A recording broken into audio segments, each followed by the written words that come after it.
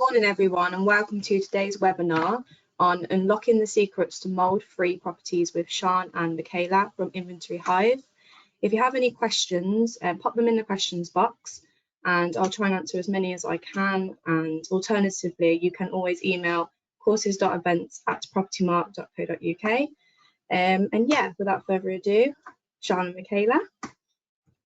Thank you, Kelsey. I'm actually inventory based, so I don't think I've changed jobs quite yet, but I'm always happy to work with our colleagues in the industry with Inventory Hive, but definitely it's going to be inventory based today. And myself, Michaela Annika, and she's the director of My Home Bespoke and also an executive regional executive for Propertymark. So what we thought today was we would talk about mould. It's very much in everybody's mind, and especially because of where we're coming from in regards to the weather and the fact that we're going into autumn, winter. So today's webinar is going to be about looking at the underlying causes, complexities and statistics around mould. We're not going into great deep dive, just highlight a few things, looking at the strategies and how we can approach mould prevention. Also highlight the importance of property visits. I mean, we've got to capture evidence, especially now that the government is looking at us as an industry much more closely. And then how we can build that compliance element, how we can actually utilise the tools, the features and the available software we've got in order to be able to help you do that. Some practical strategies from Michaela about educating tenants on mould growth, because at the end of the day, if they understand it, they know how to deal with it, then they're better prepared. Significance of landlords of yearly build inspections, again, it's something Michaela does on a regular basis. Pitfalls of redecoration, it's a big, again, topic of conversation, and Michaela is going to be talking about how to navigate them effectively, and some top tips from Michaela, again, in order to get your property ready for winter. So to start, let's look at some statistics. Children reside in damp, mouldy, excessively cold private rentals, 1.6 million, and that's from Citizens Advice. And over half of England's private rentals or renters have had or are currently battling these problems. That's 2.7 million households that are dealing with this. But we've got the capacity to change this. And as I said at the beginning, you know, with winter fast approaching, heating costs are going to rise. They are going to be capped, but they're still going to be quite high. And certainly from an agent's point of view and also a supplier's point of view, supporting agents, we need to support landlords and get them ready to face the challenges that are definitely going to be ahead. So a lot of this is actually born out from government guidance, and it's about the fact that they've had to issue the guidance in regards to addressing the health and risk of damp and mould in the home. Now, this has been recently published, as you can see here on a slide. It was published on the 7th of September. And I've just kind of just done a brief overview of it. And basically what it is about the, through the Renters Reform Bill, the Social Housing Regulation Act and the legislative changes, all meant to improve housing standards. And a lot of this has actually come about because of AWEB's law. And this was because a young child died due to mould, due to issues in the property, in the social housing sector. So a lot of this has been driven by that awful event. But we know that this has been going on for a long time in the industry. This is not something that's quite new, that hasn't happened before. This has been going on for quite a number of years, if not even decades. So part of these changes, part of the government guidance, is to grant additional powers to the Housing Ombudsman, and this is going to allow social housing residents to lodge complaints directly. So as soon as you hear that, that means we're going to look at a lot of compliance, a lot of oversight, and we're going to need a lot of evidence. And this also then falls into what we're doing with the Decent Home Standards, where it's going to include the private rented sector. Now, at the moment, those standards are still being looked at, they're still in consultation, but they're expected to be delivered or at least finalised by the end of autumn / winter. So we're probably looking at maybe the end of this year, probably up to March 2024.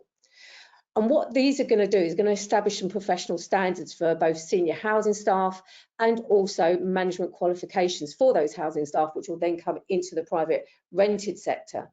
This also means that, again, private tenants are going to be having access to an ombudsman for unresolved complaints. So again, we're looking at more compliance, more evidence, and showing due process. And one of the key things is the fact that lifestyle won't be able to be used as an excuse, and I put that in inverted commas, by landlords, by agents, in regards to why there's mould in the property. Now, we know from an industry point of view that lifestyle does have an impact, but what the government is saying, what the advice is saying, is you can't use it as the main cause, the main reason. You've got to look at it, you've got to investigate it. So understanding mould and damp. So I thought it'd be really useful just to kind of understand what that actually is and the different types, because sometimes we look at mould and damp as very much two words and two meanings, but there's not. There's quite a few nuances within that. So as you can see here, mould is a type of fungus which grows in moist environments and can cause adverse health effects as well as damage to buildings, and that's part and parcel for what the government are talking about in regards to AWEB's law. Condensation damp, so that's indoor moisture condensing on colder surfaces, and these are common on windows, corners and behind furniture. And these are the kind of things we see like with the dripping of the window, or we see some collective mould and discoloration behind furniture where there's no airflow. You've got penetrating damp, so this is where water enters from outside due to structural defects, and this is something that Michaela is going to be talking about in a few slides time, because that is something that she's definitely looking at in regards to how you manage properties and making sure that you're aware and you're keeping on top of these kind of issues rather than waiting for them to develop and then having to deal with them after they've caused the problems. Then you've got rising damp. So this is where it comes up from the ground, and it's typically on older buildings and often due to faulty damp proofing. So damp proofing is often the black kind of like solid kind of felting or plastic that you kind of see about 1 or 2 quarters of the brick of the outside building going up. Sometimes you can't see that because you've got planting in a way, or because maybe the building hasn't actually been built to the right specifications. But certainly in older buildings, you get that more because damp proofing wasn't necessarily always used or used in the right way. And then you've got traumatic damp. So this is where you I've experienced leaks caused by external factors like flooding. We're getting a lot of that in the industry at the moment in regards to climate change, and we're seeing more and more properties and areas and regions having to suffer from traumatic damp. This obviously is something I would say is beyond our remit, certainly as suppliers and maybe as agents and landlords. This is where you have to go over to your specialists in this area, but it's good to know what this looks like. So concentrating mainly on mould, because that's kind of like what we have to deal with mostly within the private and the social sector. This is generally caused by excess moisture, humidity and lack of ventilation in a property. And it tends to be more common in winter when the inside temperature of a house is lower than the outside. So you've got indoor air, which is warm, and that contains moisture, because when you think about it, when we breathe out, when we're actively in the property, and even if we're sitting or we're doing or we're active, we're all exhaling moisture, and this contributes to what the humidity and the moisture content in the property is like. And when it comes into contact with cold surfaces like walls or windows, you get condensation, so you can see the moisture actually on the surface, the glass, the window, round the window areas, or actually dripping on the walls, depending obviously how severe it is. And that basically allows mould to thrive. It gives the food the elements that it needs to be able to form and proliferate. Interestingly, the reason AWEB's laws comes back is because of social housing and the mould issues within that. But as you can see from what we're showing you here in this slide, the English House Survey of 2021 actually showed that out of 904,000 properties, 4% of those that had mould issues. But if you look, 11% is actually within the private sector. So we've actually got a bigger problem than the social housing sector, but that's what's driving AWEB's law and driving the current government legislation and information and what's going to be feeding into the decent home standards. And as you can see here, it's not just about social housing and private rental. You can also see an issue within the owner occupied area of 2%. So we do have an issue, but it doesn't mean it's not able to be dealt with or insurmountable. So breaking the mould. How do we do that? The key things here is you need certain elements to be able to create that mould. So what we've got to do is we've got to break that. We've got to take that apart. So we've got to remove the issues with regards to moisture, temperature, and also ventilation. So there are several ways which Michaela is going to be taking you through to be able to combat that. But a lot of it's also down to ventilation, making sure you've got good airflow, make sure that you're heating the actual property to the right temperature. Again, we know that's very, very difficult in regards to current living crisis, how much heating, etc. costs. And obviously, as we go into winter, those bills are going to come up.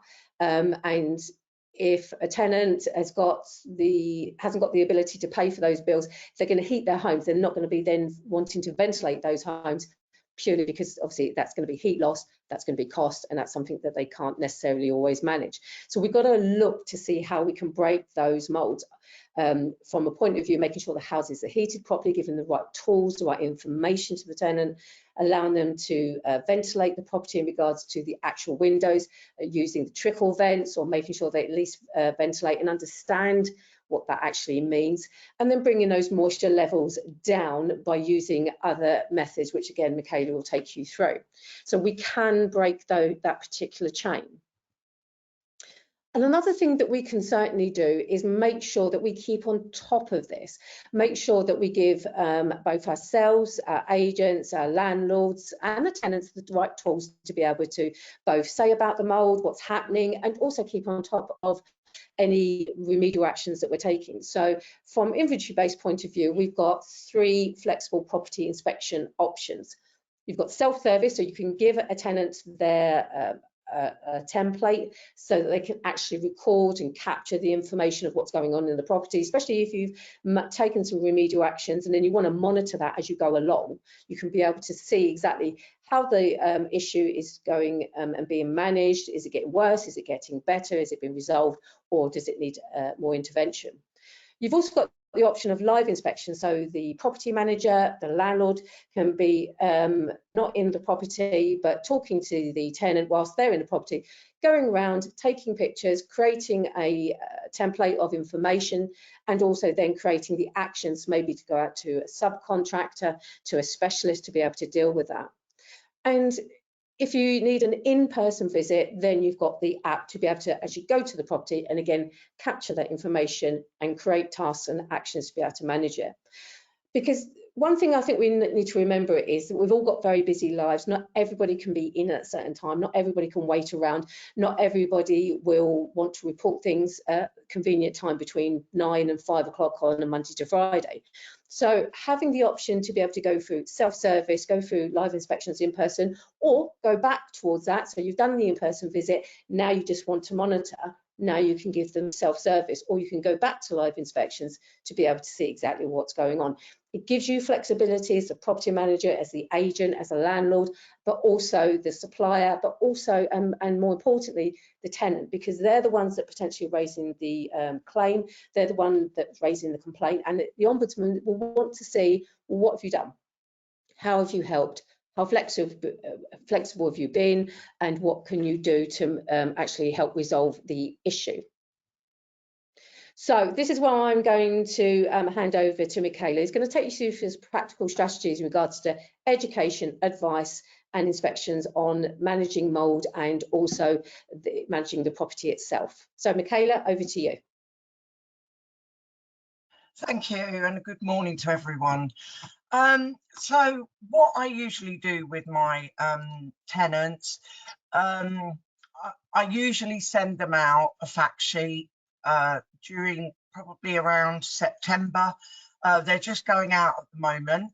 So on that fact sheet, it talks about heating, how important ventilation is, how it's important to keep the property heated. And part of my advice to tenants, although I know we're having problems with cost of living, an environmental officer once told me that the best way to keep a property without too much condensation, etc., is to keep it at a steady temperature for the whole day.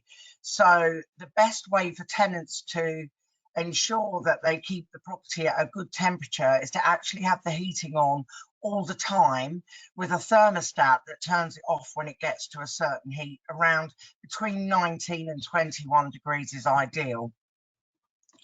So we always advise tenants that if they've got mould, to let us know as soon as possible so that we can get the issue sorted out. Because years ago we used to say, oh well, you know, it's to do with ventilation and condensation, but actually sometimes it can be that there is a structural problem, there is something going on in the property, and that really needs an inspection and not to be left.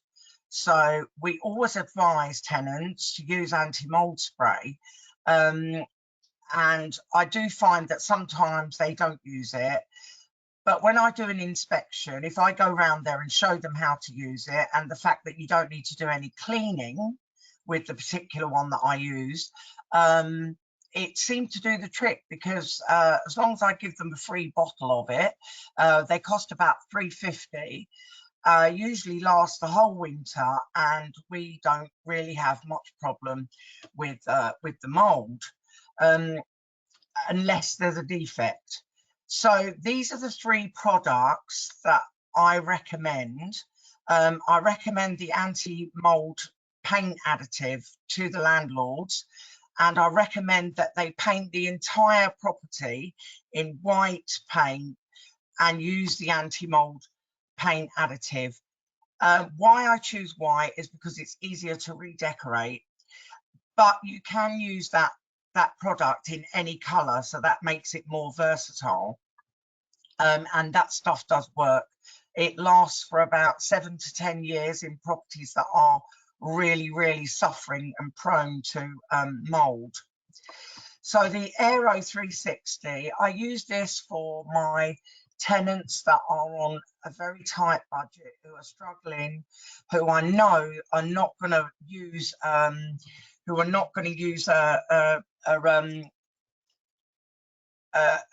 electric dehumidifier. So this doesn't need any electric. It costs about £12, I think, and the refills are quite cheap. So this actually combats quite a lot of condensation, and it's pretty good. If the property has a really serious issue, then positive input vents are actually a much better buy, but they are very expensive, but usually help to combat the problem. And at the end here we have my Dettol mould and mildew remover. I absolutely love this product. Anywhere you have black mould, including sealant around the bath, just spray this on and leave it for an hour and it's gone everywhere. It's absolutely fantastic stuff. I've been using it for about 20 years, and it's the only one that actually really works. Does grout, does everywhere, just gets rid of all mould, so it's really good. So those are the products that are quite cheap. I mean, nothing is over £15 or so. So that it's something that I even do in my business, provide it for free, just so that I've got peace of mind. And if a tenant is still having problems with the mould and we can't find a structural issue, then we have to carry on surveying to find out what's going on, because with these products you shouldn't really have any more problems with mould. So when you're looking at the structure of the property, one important thing is to check the gutters, the front and back, because a lot of issues that I've had with bedrooms, where the bedrooms are having mould, especially at the top of the room, a lot of people say, oh no, it must be the condensation, you're not opening the windows. Actually, if it's at the front of the property or the back of the property on that flank wall where the gutters are, and you don't know what it is that's causing it, it can be that. It can also be the loft insulation is not working properly, and that can be another issue as well. So you're having cold spots where the the heat is hitting the wall, and that can also be a problem. There's another thing to also check is the mortar on the outside of the building. If the mortar is crumbly, that can also let in penetrating water. So it's always good to check the walls for wet patches, and ones that are particularly concerning are very wet patches scattered on a wall, or just one wet patch, or a wet patch on the ground, so just above the skirting board. That usually indicates that there is rising damp, and normally if there's rising damp, the plaster will also start to be blown. So when you knock it, you can actually hear a hollow sound that you know there's something going on inside there. Now, another thing which I have had recently is a drop in the boiler pressure. A constant drop in the boiler pressure and mould in the property can indicate that water is actually leaking from the boiler, the radiator system. So somewhere the pipework has a leak. Now, it's not always obvious, because if it's on the ground floor, it could be running underneath the floorboards and you wouldn't see it. And I had this in a property which has recently undergone refurbishment, and the whole of the floor in the kitchen was rotten because one of the radiator pipes had been leaking for a long time, and no one could find out why the system was losing pressure. And I have the same issue now in another property which has just been vacated by the tenant. They were asked to leave because we needed to find out where this leak was, and it's actually in the wall. So one of the pipes is going up the wall, and that's where the leak is. The wall is wet. So seals around the bath, you can get small gaps that can let water penetrate through them, and they can be running down, not necessarily visible on the ceiling. They can be running down a cavity wall. They can still cause mould and damp problems. And then you have toilet overflows. They run outside, and the pipe, if it's not one of the really modern toilets, you can get the pipe running down the wall. The water runs down the wall. That can also cause dampness and mould issues. Another one is roof tiles that are missing, so especially the ridge tiles, or there could be a gap in the cement in the ridge tiles, and water is going through to the roof but not actually coming through the ceiling unless it's really bad, and that can also cause mould problems. And then, as I just said, leaks on radiator pipes. Also check under the sinks and baths and toilets for any leaks around the seals and things like that, because all that extra water goes into the atmosphere, and that causes condensation, and it also causes damage to the fabric of the building as well. So that's all that I can say about structure. Just one other thing, make sure that the trickle vents are open. A lot of tenants don't open them because of drafts, and also you get ventilators on the wall, and tenants sometimes do cover them with paper to seal out any drafts, but they're actually there for a reason, because the property needs to get ventilation. So going on to redecoration, the problem with properties that are painted in anti-mould paint, if they are painted over again, the anti-mould inhibitor will not work. So it's imperative that tenants are asked not to redecorate any property that's been painted with anti-mould paint. And just also wallpaper. If you have a property that is prone to condensation and mould, it's best to strip the wallpaper off the walls, because mould tends to grow more rapidly on wallpapered walls. So that's just an extra tip.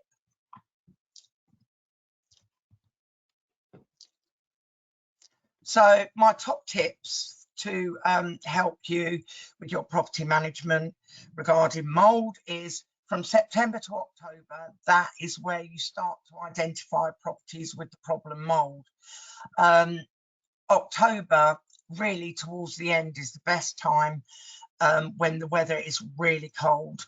What I do is, because I have so many properties to manage, I actually speak to the tenants around this time and ask them if they've had any problems with moulds recently and if there's anything I can help them with before we do the inspection, so that we know where we can identify those properties that need urgent inspections, rather than doing everybody in one go. And those properties that have been in the past having problems with mould, they are the ones that we actually survey first. So if you tackle the mould issue early and monitor it monthly once it's been brought to your attention, it usually does the trick. And if the issue doesn't go away with mould spray, I mean, I have a tenant that had a mould issue for months and months, and the inventory clerk kept going back out, and eventually, after 2 years of complaints, I went there myself, and it was at that point I decided to do an annual check for everyone. And I went to see her and I gave her the spray, and I said to her, well, hopefully this will do the trick. But in my mind, I was thinking maybe this is a structural thing because it's been going on for so long. And I contacted her a month later and I said to her, how's the mould? She said, oh, it's all gone. I haven't had a problem since. And I keep on just getting that confirmation from her as evidence that we have dealt with the issue. So sometimes the Dettol spray can be the only cure that is needed for the mould problem. I'm not saying it is the be all and end all though, because if it doesn't work, then you need to start looking at what's happening in the property. So if you have to get any work done, especially leaks, get them done promptly. And I mean promptly, like tomorrow, because don't delay with that. The more water penetration there is, the longer it takes for the property to dry out and the more chance you've got of a serious mould problem. So, and fix the leaks as soon as you can, and anything like gutters and things like that need to be dealt with straight away. Keep in contact with the tenant, and it's a good thing. It's a good practice, to be honest, in between your inspections, to just send a message to the tenant and say, is everything okay? Have you got any mould? Have you got any problems? And then that way, it shows that you are working with them, you are collaborating with them, and also it helps you to find problems before they escalate out of control. So the main thing is to keep water to a minimum. So it would be basically just living there. I always ask tenants not to dry clothes on radiators, because that's one of the biggest causes of condensation in the home. Keep pan lids on. That's another thing that people cook without the pan lid on, potatoes, rice, things like that. And all that steam goes into the atmosphere. So it's a good idea to ask tenants to keep the pan lids on. And also close bathroom doors when they're having a bath or shower. Just these little things make a lot of difference. Keeping the property at constant temperature, even if it's low, is better than blasting heat, turning it off, turning it on. And opening windows for even 5 minutes a day makes a lot of difference to a property, and allowing that ventilation to come in. Wonderful. I mean, they're great top tips, and certainly some of the tips that we ourselves as inventory providers advise tenants. But obviously the main advice should always be coming from the landlord and from the managing agent. And it's not insurmountable to be able to combat mould, but we definitely need to make sure that we are actively doing that. And as Michaela said, keeping on top of it, keeping on top of the issues, managing them correctly, using the tools, using the software to be able to keep an eye on what's going on in the property, having your regular visits. Instead, if you can't do them in person, then you know you've already got options in regards to self-service templates and also live inspections.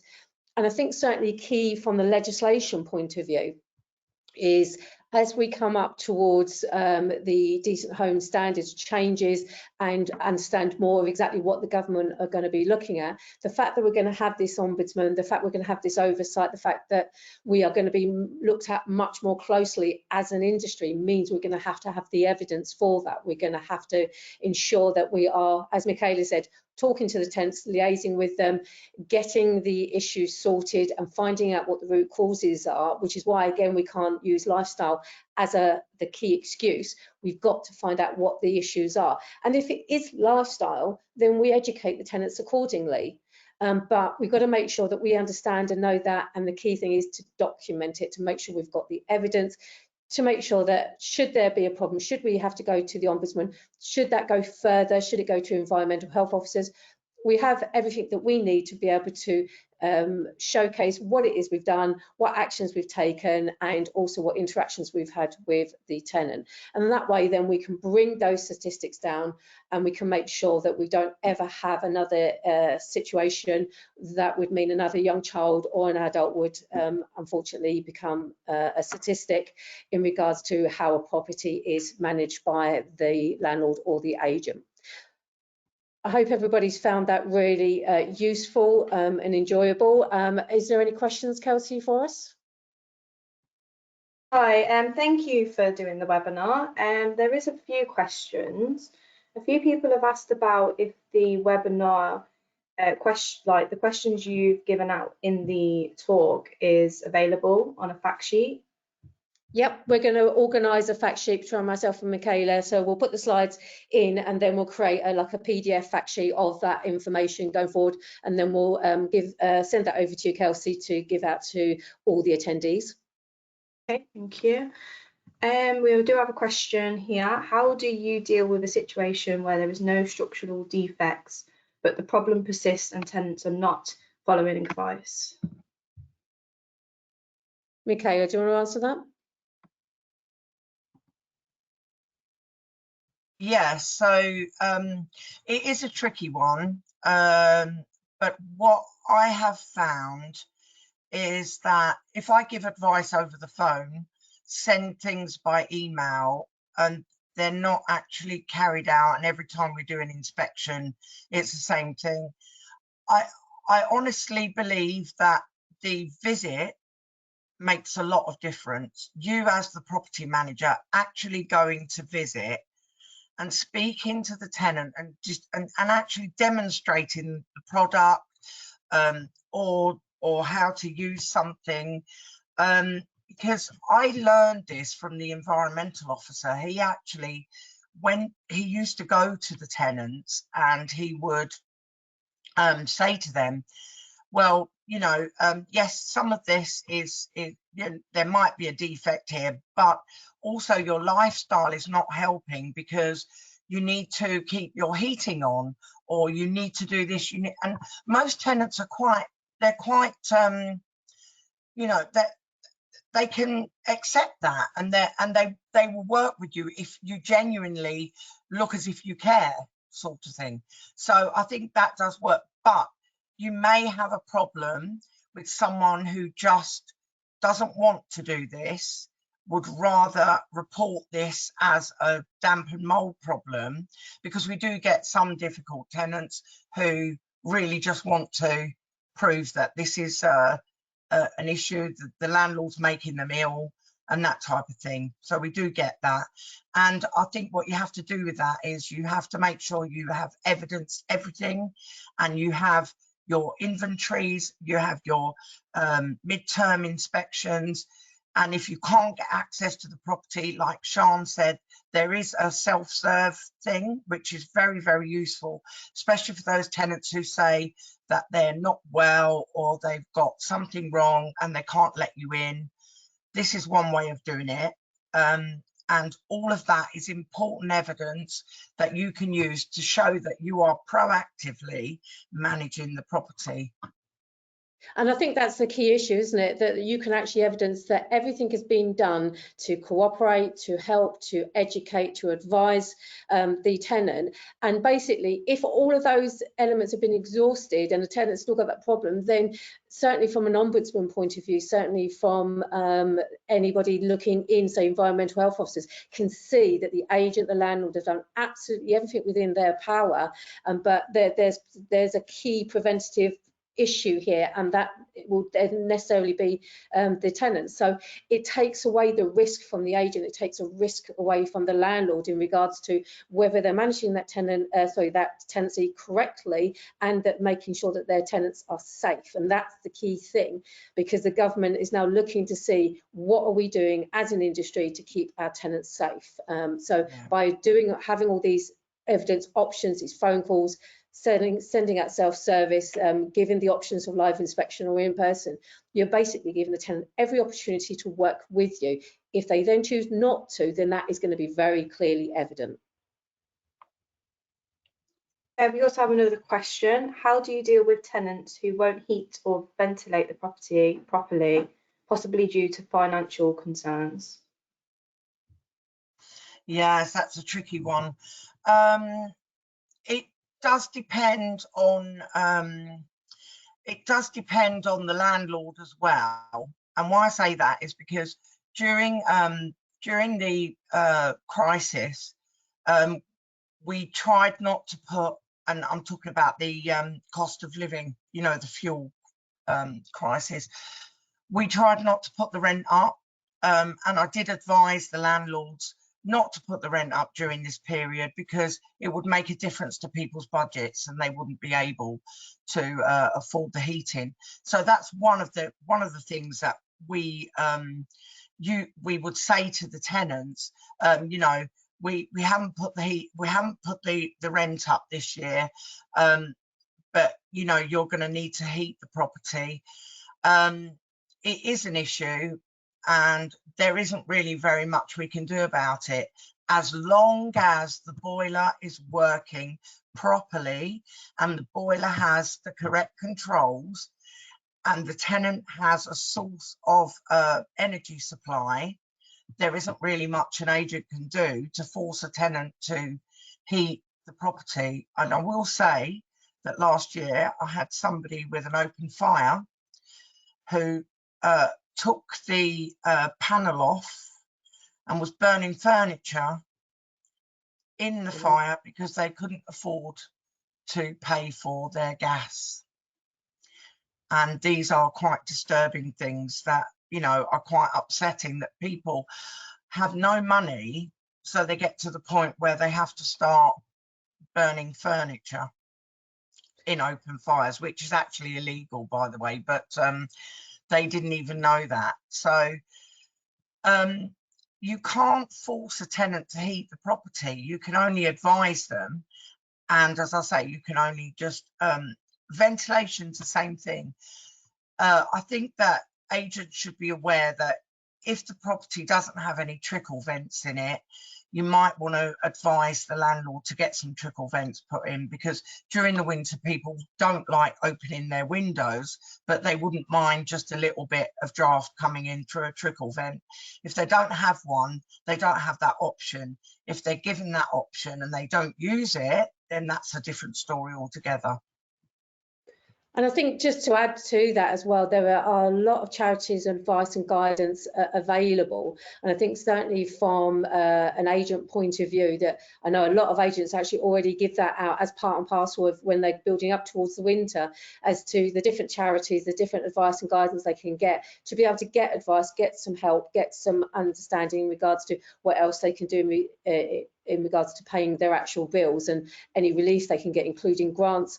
But obviously we've also got then grants for landlords to be able to utilise, to be able to bring their properties up to a better specification regards to how they retain heat, bring their EPC rating up, even though I know there's been changes literally in the last day in regards to what that's going to be required from the industry, from landlords.